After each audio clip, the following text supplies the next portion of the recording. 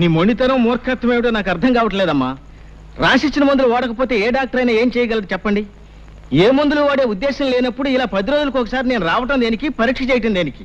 ఎందుకో చెప్పనా డాక్టర్, చావుకి ఎంత దగ్గర పడుతున్నానో తెలుసుకోవడానికి. ఇలా అయితే చావు ఇంకెంతో దూరంలో ఉండదమ్మా. అయినా మీకు ఇదేం కోరిక? చావాలని కోరుకోవడం కూడా ఓ రకం రోగమే. ఆఖరిసారిగా చెబుతున్నాను, మీరు మందులు వాడకపోతే చాలా ప్రమాదం.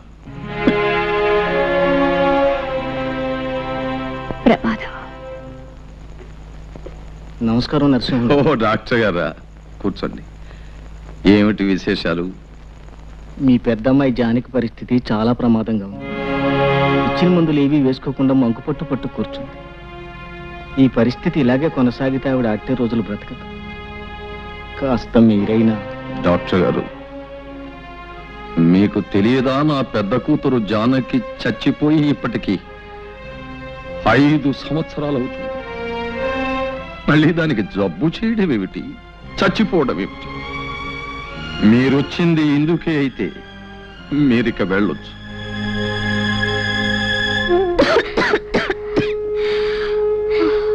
ఏమిటి ఏమిటి ఇది? ఇన్నాళ్ళు నిన్ను చూసి వెళ్ళలేకపోయినా కనీసం దగ్గరలో ఉన్నావున్న తృప్తితో ఉన్నాను. నువ్విలా ఆరోగ్యం పాడు చేసుకుని. అమ్మా, నిజంగా నా మీద కోపం లేదా అమ్మా? కడుపు చించుకు పుట్టిన బిడ్డలు తప్పు చేస్తే కన్నవాళ్ళకుండేది కోపం కాదమ్మా, కడుపు కోత. అమ్మా, ఇన్నాళ్ళు ఊరి చివర నేను ఒంటరిగా బ్రతికింది ఎందుకో తెలుసా?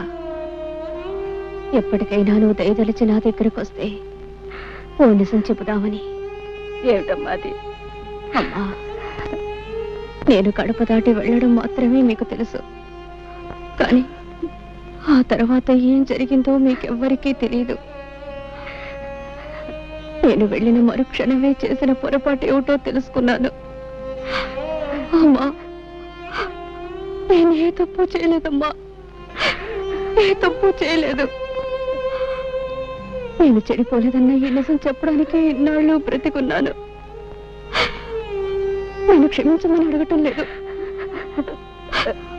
దయచేసి ఒక్క నిజం నమ్మండమ్మా. నేను ప్రశాంతంగా చచ్చిపోతాను. అలానికే అమ్మా, నాకు తెలిసి నువ్వే తప్పు చేయలేదు. నా కడుపును పుట్టిన బిడ్డలు ఏ తప్పు చేయరని నాకు తెలుసమ్మా, నాకు తెలుసు. చాలమ్మా, ఆ ఒక్క మాట నాకు చాలు. అమ్మా, నాకు సహాయం చేసి పెడతావా? కన్న కూతురుగా కాదు, జీవితంలో అన్ని పోగొట్టుకుని చావడానికి సిద్ధంగా ఉన్న ఒక మనిషి ఆఖరి కోరికగా అడుగుతున్నాను. బావని ఒక్కసారి నాకు చూడాలని ఉందమ్మా. నాకు తెలుసు, పరువు ప్రతిష్టల్ని మంట కలిపి లేచిపోయిన ఆడదాన్ని ఏ మగాడు జన్మ జన్మలకి క్షమించడు. కానీ బావ దేవుడు లాంటి వాడు. ఆ దేవాలయం దాటి వస్తే గాని ఆ దేవుడి విలువ తెలియలేదమ్మా. ఏ కన్యలతో అతన్ని కరిగిస్తావు, ఎలా ఒప్పిస్తావు? ఈ ఒక్క సహాయం నాకు చేసి పెట్టమ్మా. అలాగేనమ్మా. అమ్మా, ఈ విషయం ఎవరికి చెప్పొద్దు, నాన్నకి చెల్లాయి కూడా చెప్పొద్దు. చెప్పనని ఒట్టేయమ్మా. అలాగేనమ్మా, ఎవరికి చెప్పను.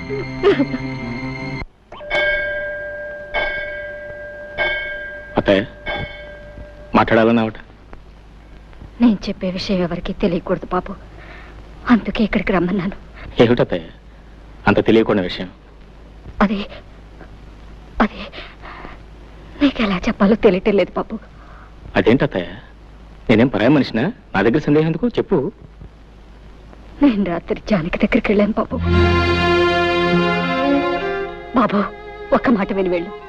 కన్న బిడ్డ చావు బ్రతుకుల్లో ఉంటే కడుపు తీపి చంపుకోలేక కడసారిగా దాన్ని కళ్ళారా చూద్దామని వెళ్ళాను.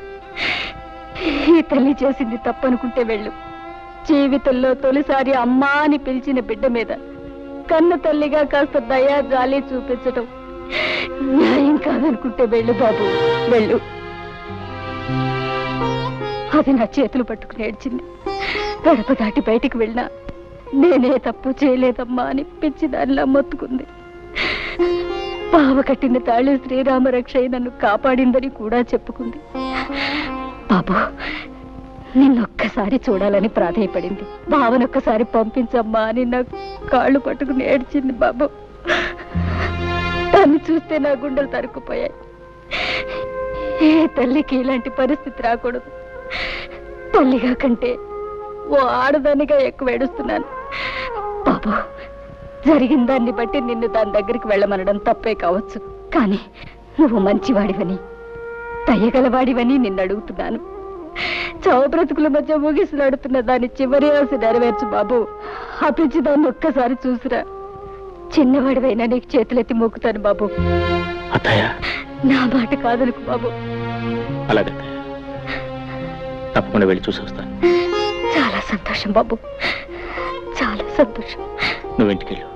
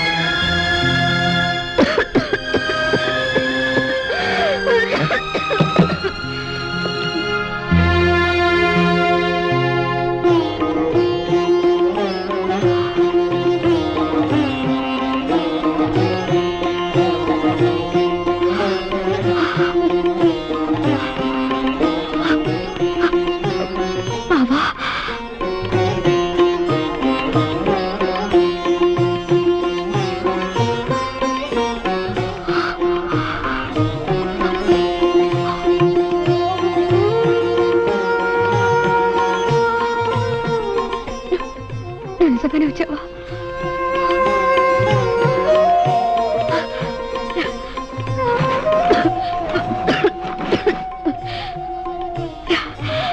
కూర్చో బాబా. బాబా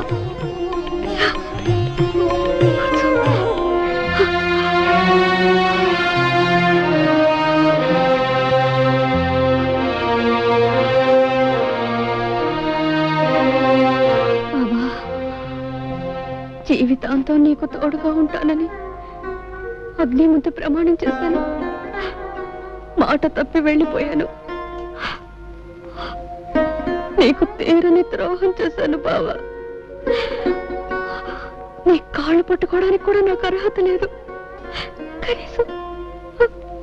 కనీసం నీ నీడనైనా తాకని బావా. నన్ను క్షమించు బావా, క్షమించు. జానకి,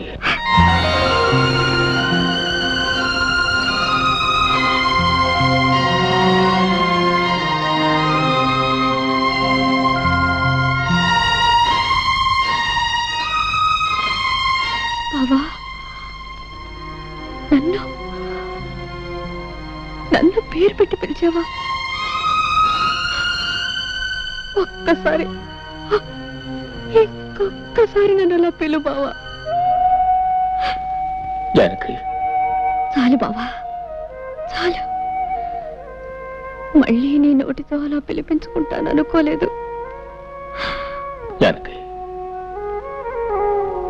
బావా, మనస్ఫూర్తిగా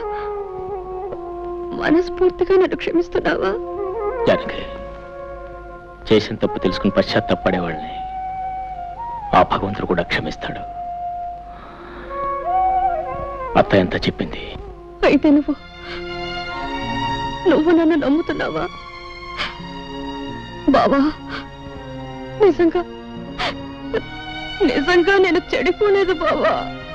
నాకు తెలుసు జానకి, జానకి పవిత్రమైందని నాకు తెలుసు. బంగారు లేడిని కోరుకుని బ్రతుకంతా కష్టాలు పాలు చేసుకుంది ఆ జానకి. అందరి వాటి కోసం ఆశపడి బంగారం లాంటి బ్రతుకుని నాశనం చేసుకుంది ఈ జానకి. నాకే శిక్ష చాలదు బావా. దేవుడి లాంటి నీకు చేసిన ద్రోహానికి నాకే శిక్ష చాలదు. ఇంకా అనుభవించాలి. 7 జన్మలకి అనుభవించాలి బావా. జానకి, ఆడది చిన్న తప్పు చేసిన జీవితం నాశనం అయిపోతుందని చెప్పడానికి నీ బ్రతికే ఒక ఉదాహరణ. ఈ నెమ్మది, ఈ ఆలోచన నీకు అప్పుడే ఉంటే నీ జీవితం ఇలా ఉండేది కాదు. ఇలా ఒంటరిగా దిక్కులేని దానిలో పడి నిన్ను చూస్తూ ఉంటే. పోన్లే బావా, నాకిలా జరగవలసిందే. చేసుకున్న వాళ్ళకి చేసుకున్నంత అని నాకే శాస్తి జరగవలసిందే. నాకు దొరికిన సౌభాగ్యాన్ని, సంతోషాన్ని నేనే దూరంగా విసిరేసుకున్నాను. నా కాపురాన్ని నా చేతులతో నేనే నాశనం చేసుకున్నాను. కళ్ళు మూసుకుపోయి కట్టుకున్న నిన్ను కన్న బిడ్డని కాదని వెళ్ళిపోయాను. ఇదంతా నా కర్మ బావా, ఇదంతా నా కర్మ. బావా, నేను నిన్ను మాట అడుగుతాను, కాదనవు కదా? ఏమిటా జానకి? బావా, నేనింక ఎక్కువ కాలం బ్రతకను. నీ రాక కోసం, నీ కడసారి చూపు కోసమే పోయే ప్రాణం బిగబెట్టుకొని ఇంతకాలం బ్రతికాను. బావా, నేను నీ భార్యగా కాపురం చేసి ఉంటే నేను చనిపోయిన తర్వాత నువ్వు ధర్మంగా చేయవలసిన పని ఇప్పుడు నేను భిక్షగా కోరుకుంటున్నాను. నేను పోయిన తర్వాత నా శవాన్ని అనాథ ప్రేతంగా వదిలేయకుండా నువ్వే తలకొరివి పెడతావు కదా? అలా మాట్లాడుకో, నీకేం జరగదు. చెప్పు బావా, ఇది నా ఆఖరి కోరిక. చేస్తానని చెప్పవు, ఈ ఒక్క వరం ఇవ్వవు. అలాగే జానకి, ఎన్ని అడ్డంకులు వచ్చిన నీ ఆఖరి కోరిక తప్పకుండా నెరవేరుస్తాను. చాలు బావా, చాలు. ఇక నేను సుఖంగా చచ్చిపోతాను. అలా అనకు జానకి, నీకేం కాదు, నీకేం కాదు. వెళ్ళొస్తాను.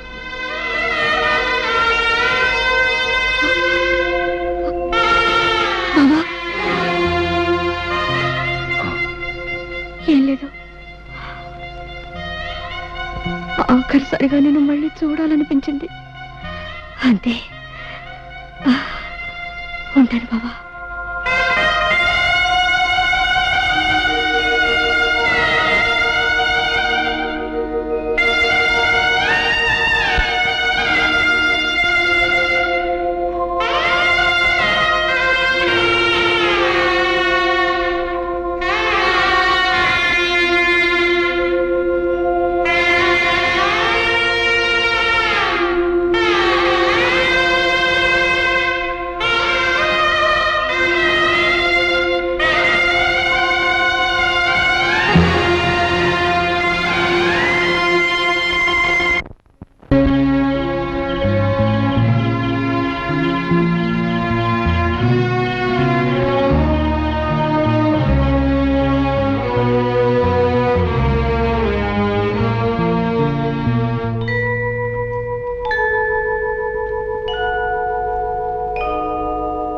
బాబు గారు, జానకమ్మ గారు చనిపోయారు బాబు.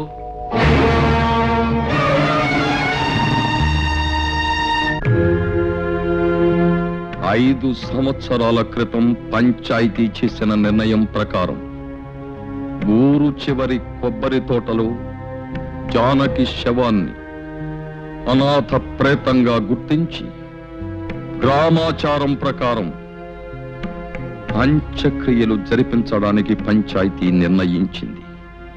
అందుకయ్యే ఖర్చుల నిమిత్తం పంచాయతీయే 36 రూపాయలనిస్తుంది. నువ్వేమంటావు రథే బావా?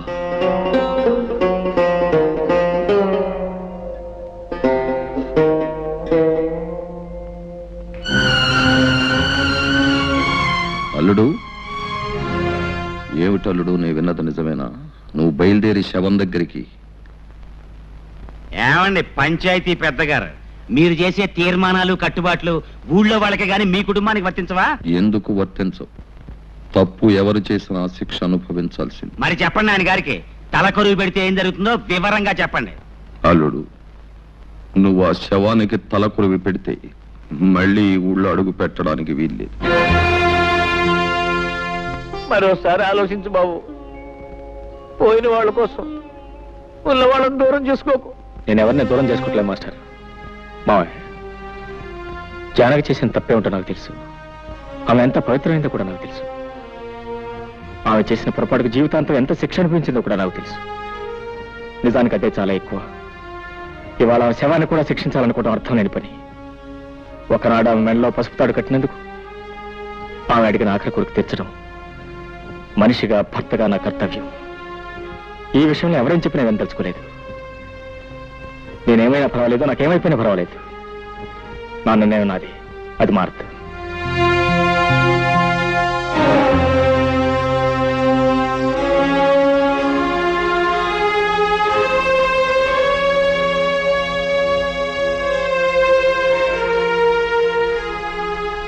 నువ్వు కూడా నన్ను వెళ్ళొద్దంటావు.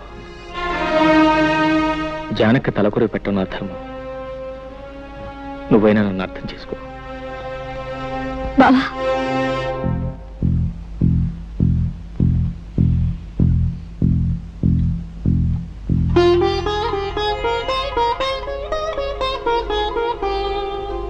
కుంకుమ ఒకటే తీసుకెళ్తున్నావు. ఇదిగో పసుపు. అక్కయ్య నింటి ముత్తైదుగానే పంపాలి. పద బావా.